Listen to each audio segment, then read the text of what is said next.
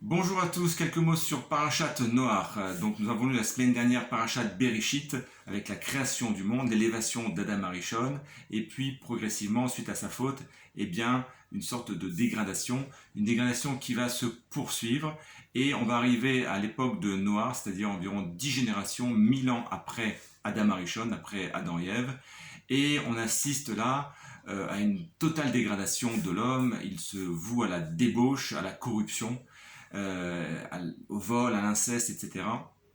Et Akadosh Baruch Hu, bien entendu, est extrêmement déçu de l'humanité entière, et il décide donc d'amener le déluge et de créer quelque chose de nouveau.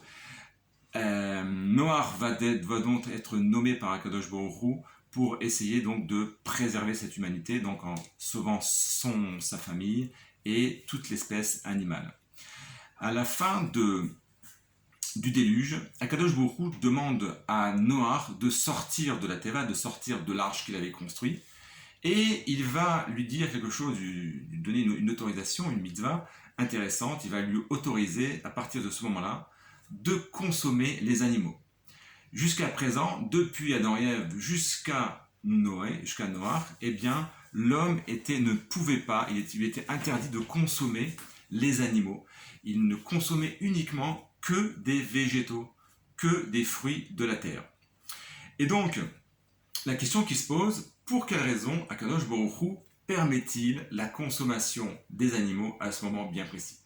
Eh bien, j'ai vu un commentaire très intéressant du Rav Bochko sur le livre qu'il a écrit sur le commentaire de Rashi sur Parashat Noach. Il explique la chose suivante. L'homme, eh bien, a été créé avec une partie corporelle et une partie spirituelle qui l'anime, ce qu'on appelle donc son âme intellectuelle, son âme spirituelle. Et en d'autres parties, il a également son âme animale, ce qui lui permet de manger, de se procréer, tout ce qui est ses pulsions, etc. Et donc, à l'époque d'Adam et Ève, eh bien, son âme spirituelle était extrêmement dominante, extrêmement élevée, contrairement à son âme animale qui était effacée. Et progressivement, de par ses fautes, eh bien, c'est l'inverse qui va se produire, c'est-à-dire que son âme animale va augmenter, va s'exprimer, va s'imposer progressivement, tandis que son âme spirituelle, eh bien, va être voilée, va être masquée, va être latente en lui, et donc tout cela, donc de façon, il va y avoir un déséquilibre total, c'est à savoir que l'âme animale va être plus dominante au fur et à mesure des générations.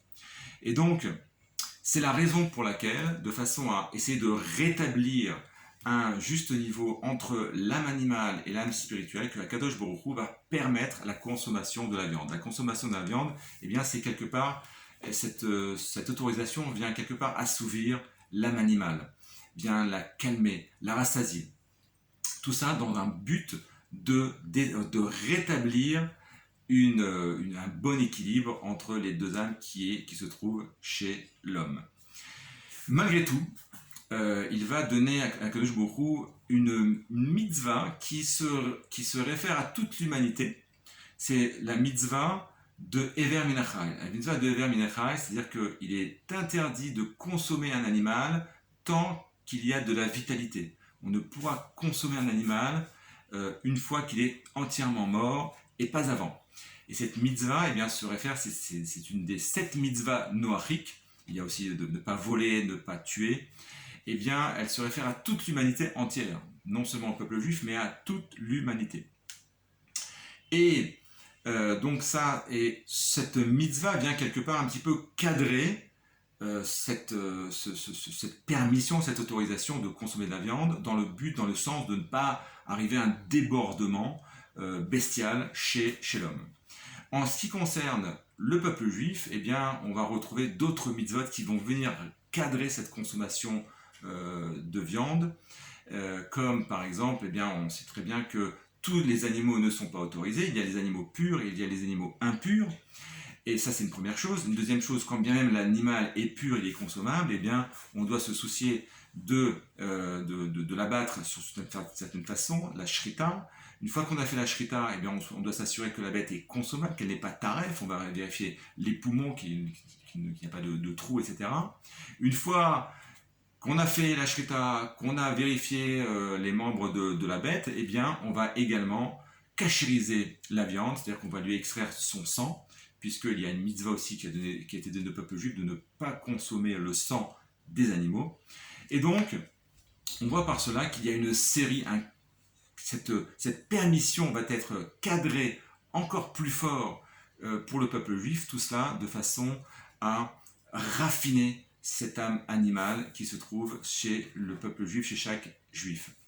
Voilà, donc le but, cette autorisation en résumé de consommer de la viande est pour rétablir un juste niveau, un meilleur équilibre entre l'âme animale qui a pris les devants face à face par rapport à l'âme spirituelle, pour avoir un meilleur équilibre. Mais comme on le voit, il y a des mitzvot, la mitzvah de Ver Minacha et d'autres mitzvot de cachérisation, animaux impurs, pas impurs, etc., qui viennent cadrer justement, quand bien même on a autorisé la consommation d'animal, eh bien on vient le faire de façon très cadrée, de façon à raffiner malgré tout cette âme animale et de façon à ce que l'âme spirituelle puisse mieux s'exprimer.